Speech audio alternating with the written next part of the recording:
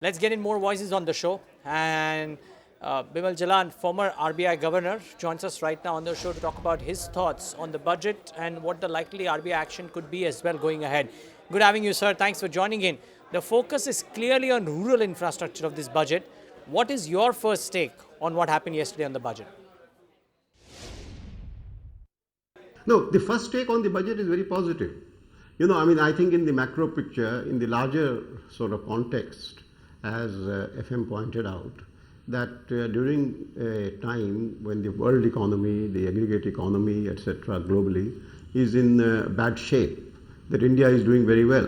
Our growth rate, etc., 7 point whatever percentage, and low inflation, CPI is under control, but it's slightly above, 5.1 or something. I don't remember exact number that he announced.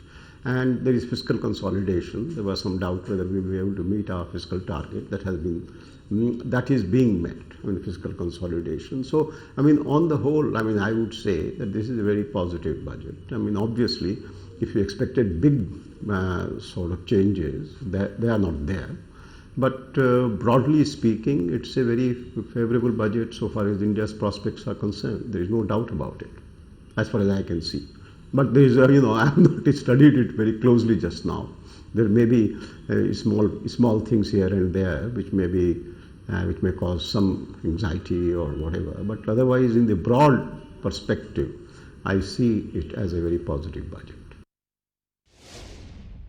Also, the PSU bank recapitalization at 25,000 crore rupees. What's your view? Is it enough given the stress we have in the banking system?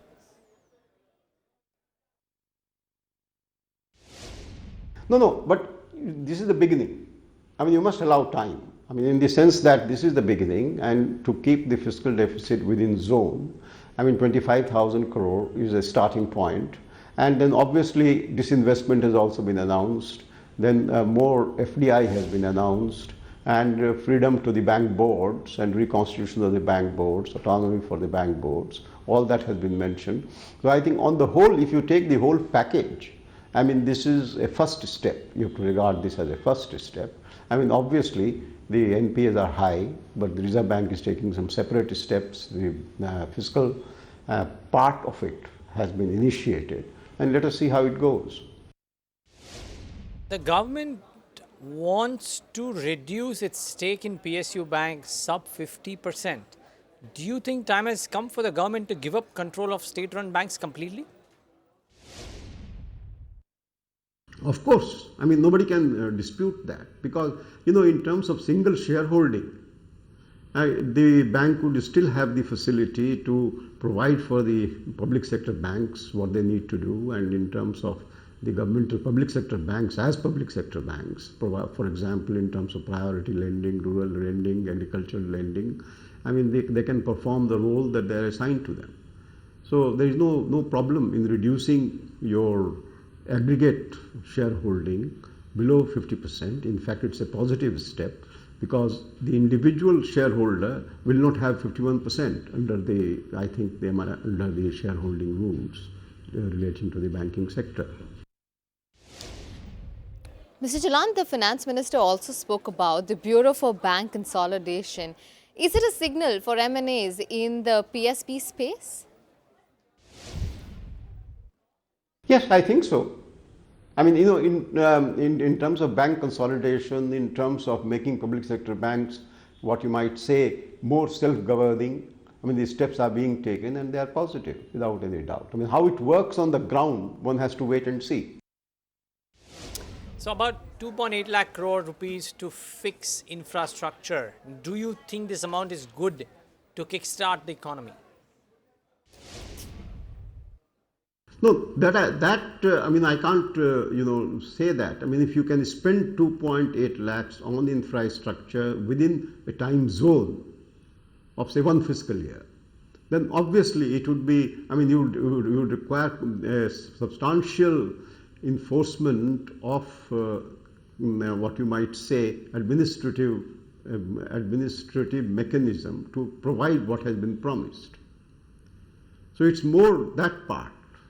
Supposing, and what I'm trying to get at is not the rupee part, but it is that how many, in terms of real terms, how many kilometers of roads or how many ports, and all these things we should hope the government would announce what the targets are in real terms. It's not only the spending part, but spending can be done, and hopefully that will give the kind of results in real terms, in physical terms that we are expecting. Mr. Jalan, let's talk about the divestment target of 25,000 crore rupees. Do you think the finance minister has been more realistic this time around, considering the market conditions? No, it's a more realistic approach, absolutely. I mean, more realistic approach in the current situation. Our economy is doing well in terms of aggregate, say, GDP, but still there is concern about investment.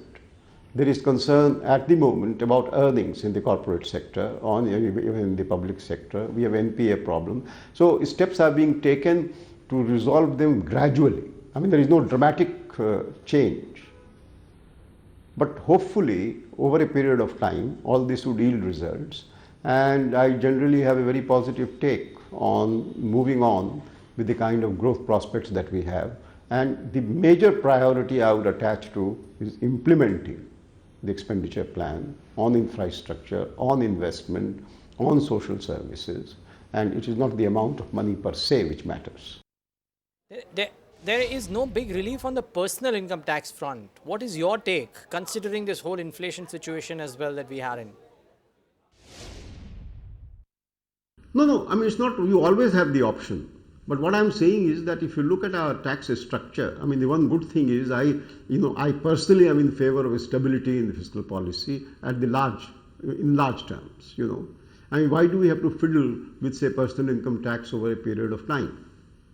You keep it within reasonable bound, and or any other tax system. You remove exemptions, and they have done it, and then reduce taxes, overall. And I think the aggregate steps. Let us wait and see how it develops over a period of 3 or 4 years. Let us give it time. Because at the moment, it is the revival of the economy, it's the revival of the social service distribution. It is also what he has emphasized very vividly about rural areas, agricultural areas, and providing relief to them. Those are the high priorities just now. So it is a very stable budget, as it were. Let's hope we'll realize our growth prospects. Find us on Facebook at facebook.com/ETNow and don't forget to click the like button. You can also follow us on Twitter at ETNowLive. To stay updated with all our programming, hit the subscribe button on our YouTube channel by logging on to youtube.com/user/ETNow.